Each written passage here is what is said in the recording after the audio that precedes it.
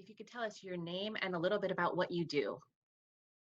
Yeah, my name is Jared Lanham, and I am a blacksmith. I own Refiner's Forge, custom blacksmithing. I've only been doing it about blacksmithing as a whole for about between 5 and 6 years.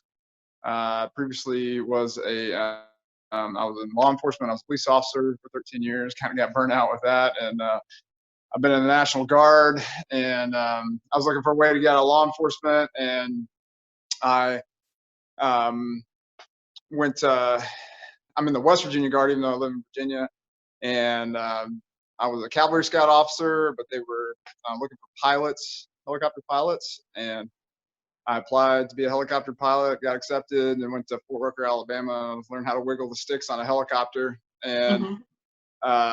and I picked it up as a hobby when I was down at flight school. So just from I'd done a lot of woodworking in the past, and needed something to do with my hands when I was down there, and just was always fascinated with blacksmithing. And with internet and YouTube, it was a lot easier to learn, and so I just taught myself from YouTube, and basically built a small forge and just got started doing it that way. And I'm still in the National Guard. I fly helicopters part time and do the blacksmithing full time. It's quite a story. Um, can, can you tell me a little bit about the kind of things that you make? Yeah, I've been blessed to be able to do a lot of different stuff, which I really like because I like variety. I get really bored if I was doing like specialized in just one thing, just knives or whatever. I started out doing real basic stuff like bottle openers, hooks, what every blacksmith really starts out doing. And I kind of was really interested in it to start doing knives, but I found out quickly that was my least favorite thing to make because there's actually very little forging in blacksmithing knives, and there's a lot of grinding and finish work, which was the thing I least liked about woodworking. So, but I love, I still do the smaller stuff, but I do also a lot of hardware, custom hinges, door handles. Really gotten into doing forged axes. Love doing axes. I do architectural type stuff, wine cellar doors, fireplace tool sets. I've done a wine cellar door, some railings.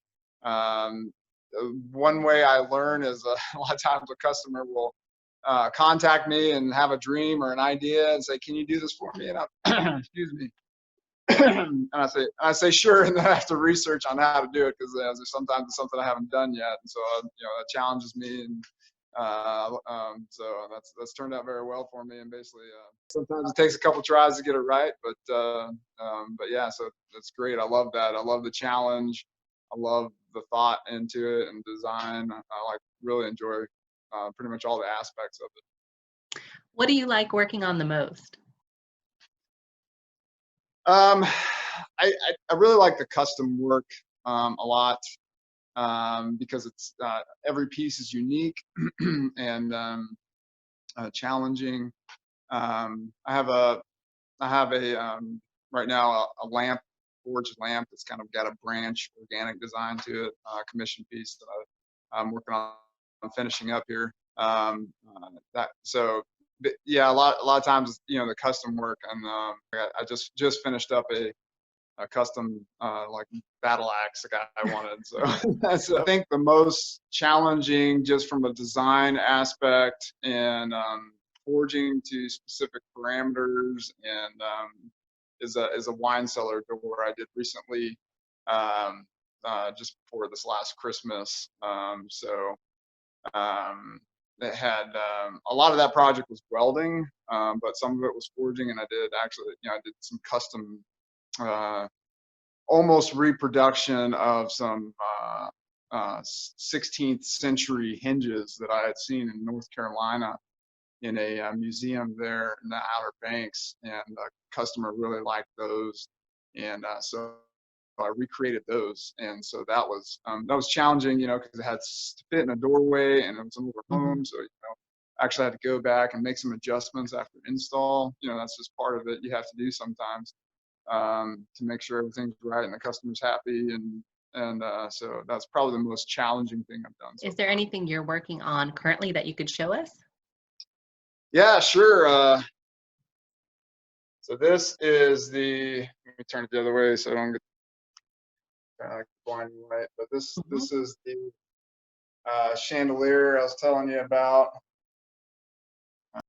So it's mason jars, and so the customer provided the lamp. This was a table lamp that I converted into this, and then the mason jars. And so all these branches are all forged in different pieces, connected up top, wrapped here. So I'm working on wiring it all now, connecting the kind of antique looking wire cloth wrapped wire with some wire here and putting like a vine detail on it. These, see here. Oh, these are held on. These actually will come out, but sorry for all the moving around, but so actually split after forge it, split it, and then shape it to fit around. It's like a friction fit around the edges of the antique blue mason jars there. And so this was again another challenging project because I had to lay it out on the table, and especially so this down here, how it's hooked in around here, it's actually up underneath around the base. So I'd have to forge a little bit, adjust it, cool it, fit it, forge it, and then make marks. Okay, I want the bend here. I bend it a little bit, see if it fit. If not, I have to readjust them. So that's and then that's the challenging part of the custom stuff because it's not standard. And then back over here, I'll show you the battle axe. This is axe. Just finished it up. Actually, I'll be doing a YouTube video. Shot a YouTube video for this. But I do the axes in a traditional way. So the body of the axe is mild steel, and then it has a high carbon steel bit forge welded into the end of it, and that's how they did it traditionally. They would use wrought iron for the body because high carbon steel was very expensive and a tough process, and so you need the high carbon steel for the cutting edge, but you don't need for the body of it. So forge welding, you get the steel up to about 2,000 degrees Fahrenheit, and the surface of the metal kind of gets in a liquid form. When you hammer it, it fuses together and becomes basically one piece of steel. So there's a very fine line between forge welding temperature and burning your steel temperature. So it's a little bit of an art, and it takes some skill and learning and a lot of practice on getting forge welding down. How long does it take you to create something like that chandelier? That chandelier, I've probably got altogether, I'll probably have about 2 weeks. So maybe between 60 and 80 hours into it. So of work. Where do you draw inspiration for your work? So when you start out, a lot of times you get inspiration from other blacksmiths you see online, pictures, videos, and then you really start as you get experience. So a lot of it you're kind of copying other people's work, and a lot of it, the basic stuff you're starting out with is there's nothing really new under the sun, when it comes to blacksmithing on the basic side of stuff. And then as you get more experience, you kind of start developing your own style. You kind of mix stuff that you've seen other people do, and then you try to expound on that and create your own style. And that's important. You definitely don't want to, as a craftsman, to just directly copy other people's work and sell it as your own, as your original idea. What I love about blacksmithing is like that axe or the hook. You take a rectangle piece of steel or a square piece of steel, and you transform it into something that doesn't look anything like the original, starting material. And it's not by cutting usually or adding material. You by heating it to 1,700 degrees and using hammering and different forging techniques, you isolate the steel and move it in different ways to create the effect you want. And I just love that. I love that Ah. aspect of it. And is there anything else you'd like to mention that I haven't asked about?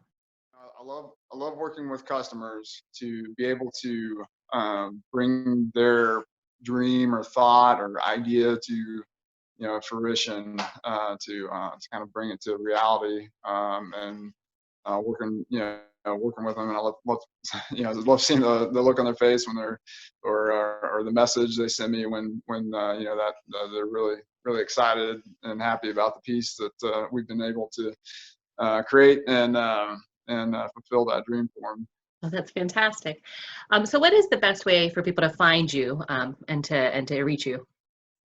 Yeah, so probably the best way is either Instagram or Facebook. It's just everything's under Refiner's Forge, Mhm. apostrophe S, Refiner's Forge. You can also email me at refinersforge@gmail.com.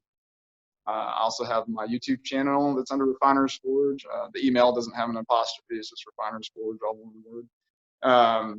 So those would probably be the best ways to check out my work, see what I do and what I've done. And you can message me through Instagram, Facebook, or email me. Well, thank you, Jared, so much for taking the time to chat with me and tell us a little bit about what you do. And we'll, provide all those links so people can find you and see what you're doing and get those orders in. All right. Well, thank you very much. I really appreciate the opportunity.